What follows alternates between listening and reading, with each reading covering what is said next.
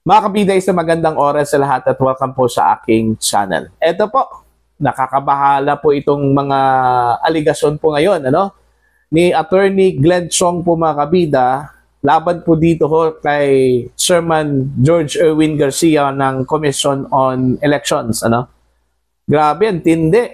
Inakusahan ng harap-harapan po, sa baluarte mismo ng COMELEC mga kabida. Ito pong si George Erwin Garcia na mandaraya, Okay? Para bang hindi na po natakot po itong si Attorney Glenn Chong, mga kabida, Ay sinabi po siya dun po sa video na meron daw siyang video na pinost sa kanyang channel sa YouTube, Mga 2 weeks ago na po yung video na yan. Alright? I don't know kung anong video na yan po mga kabida, pero hindi ho sinita ng COMELEC.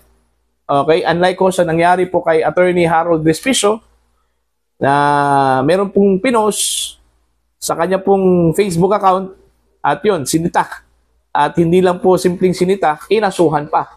Mga kabida.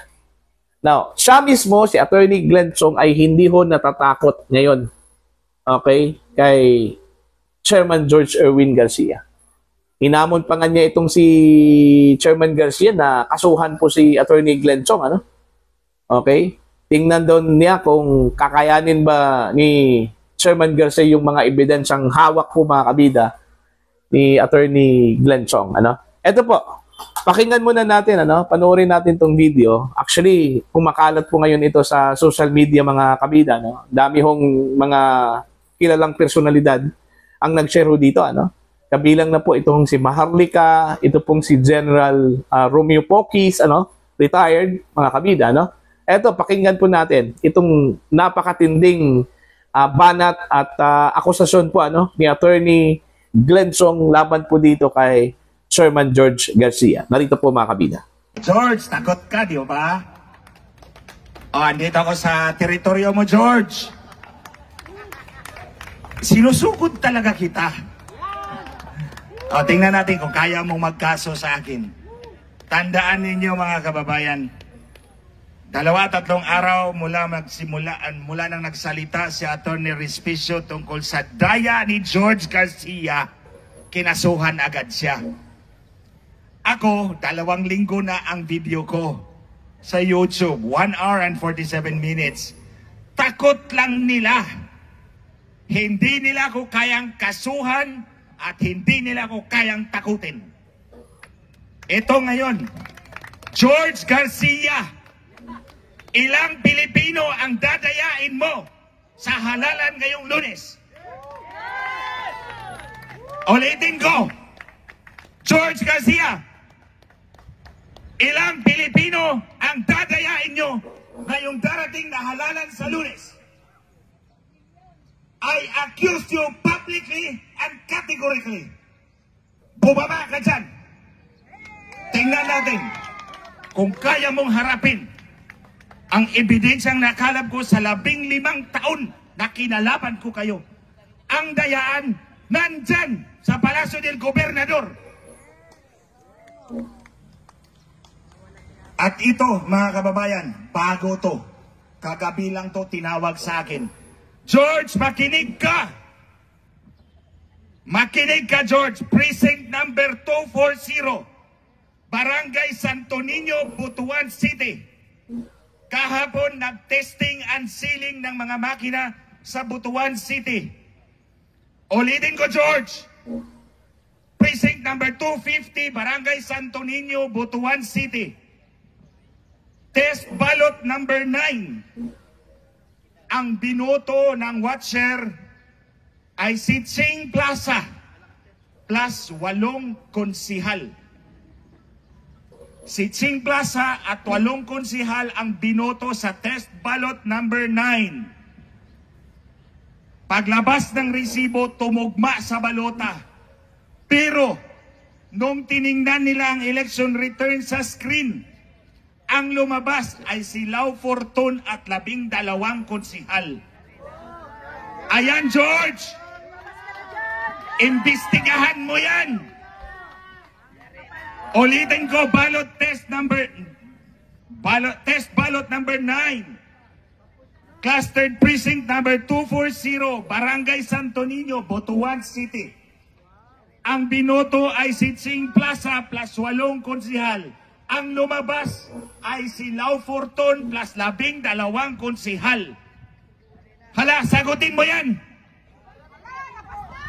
Test ballot number 10, George. Ito ba, test ballot number 10. Ang binoto ay si Ching Plaza plus si Lau Forton.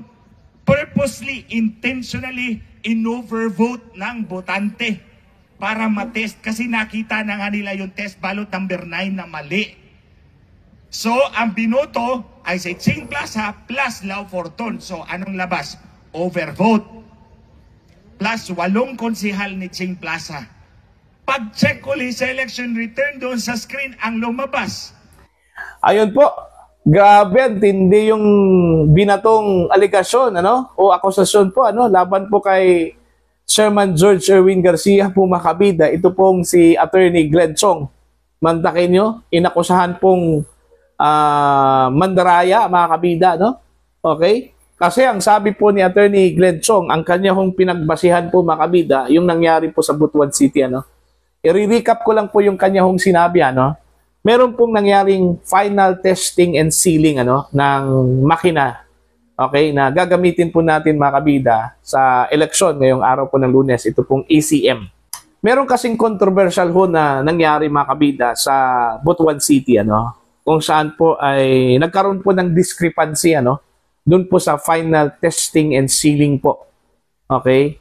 May nag-volunteer na isang watcher, okay, para ho, kunyari, pumoto daw, ano, doon para tingnan kung accurate ba yung resulta dun sa kanyang binoto ng mga kandidato, ano, mga kabida.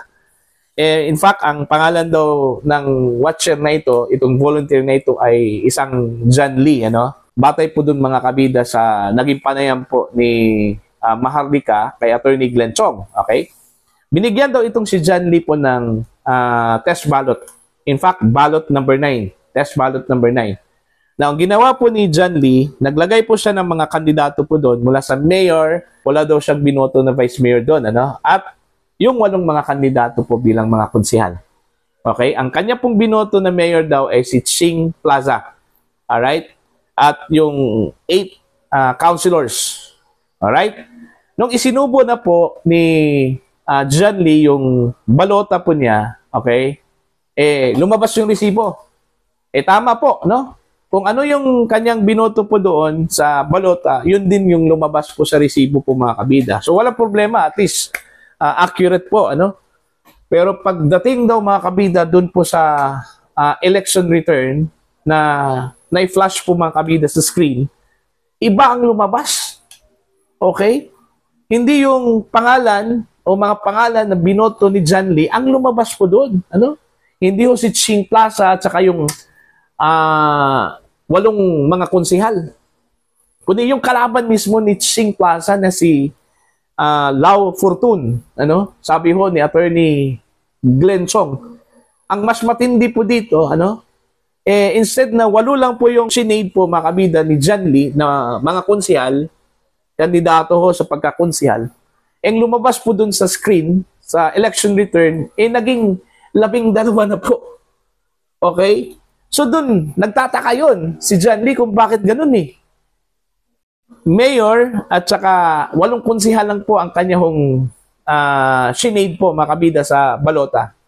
Alright? Si Ching Plaza lang po. Ano? Pero ang lumabas po dun sa election return na i-flash po sa screen, iba. Si Lau Fortun daw at 12 konsihal. So doon na po inassume na meron pong dayaan na nangyari. Okay?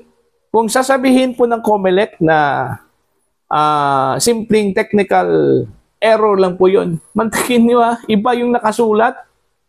Okay? Okay lang sana kung may nabawasan yung numbers of candidates na sinade po doon. Okay lang po yun.